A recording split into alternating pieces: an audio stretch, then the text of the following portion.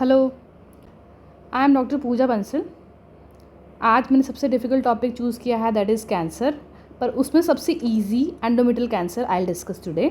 We will discuss risk factors, protective factors, type of endometrial cancer, signs, symptoms and investigations.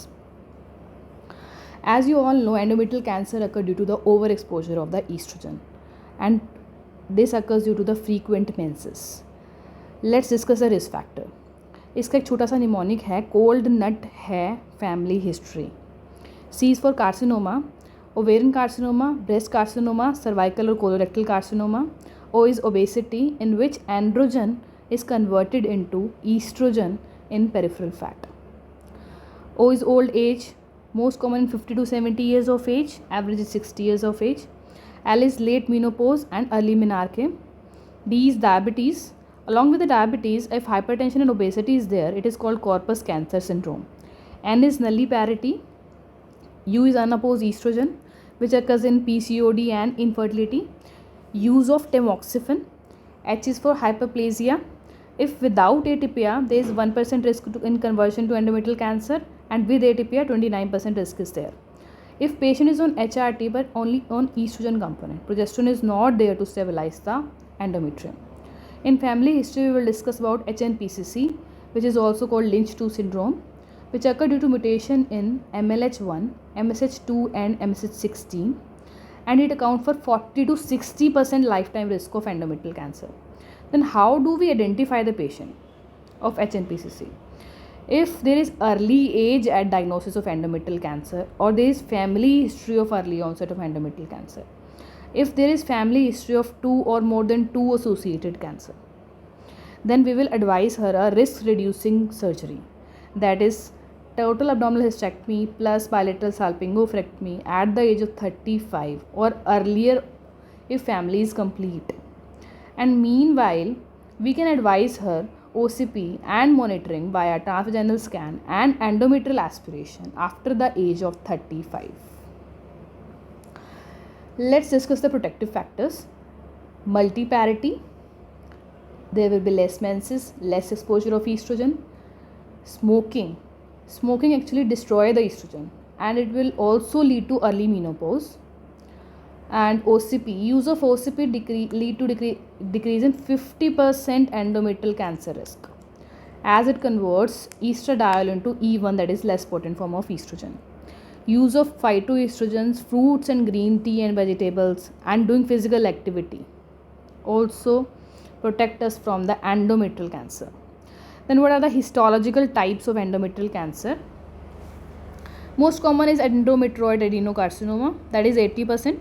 Others are adenosquamous, mucinous, papillary serous, clear cell, and squamous is very, very rare. Then what does the histology tells us?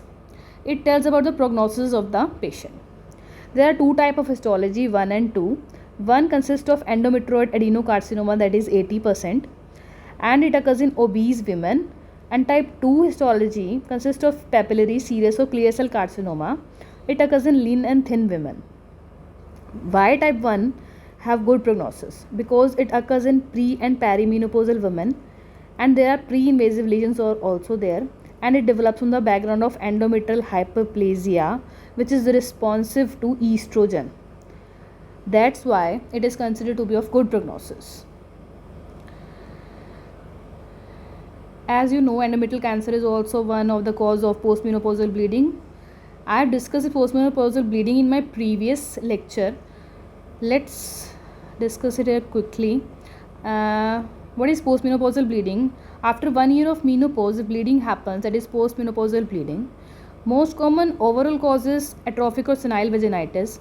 Most common in India is cervical cancer, that is 20%. Most common uterine causes atrophic endometritis, and endometrial cancer contribute to 10%. Then how to approach a patient of postmenopausal bleeding? By history and examination. Let's do the pars speculum examination.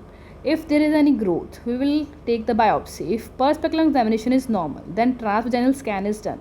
In this, endometrial thickness, pelvic pathology and collection of fluid is observed. If endometrial thickness is equal to or more than 4 mm, then endometrial aspiration and endocervical curettage is done. If findings are negative, or if findings are negative plus patient is bleeding or USG is known diagnostic.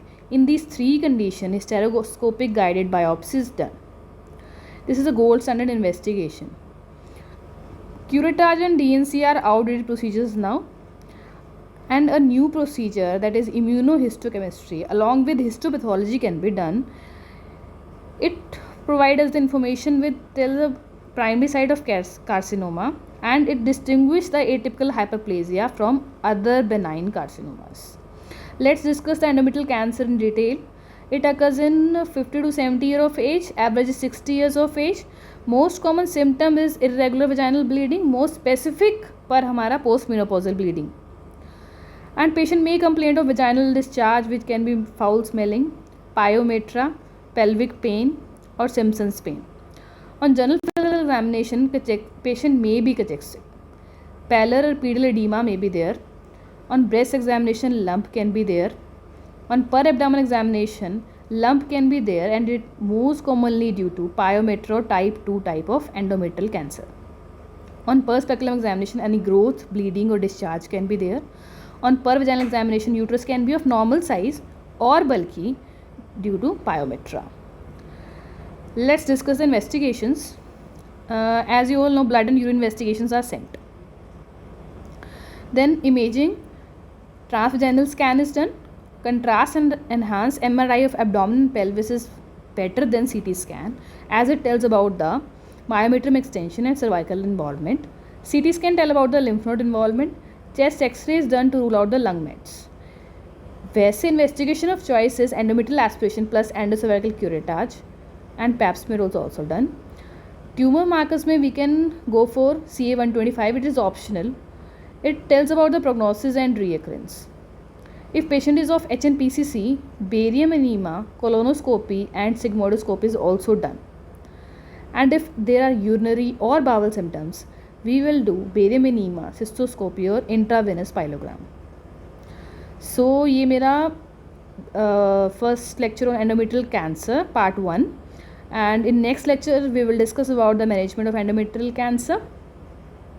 And if you like, please subscribe my channel and do give me some feedback. Thank you, and do motivate me for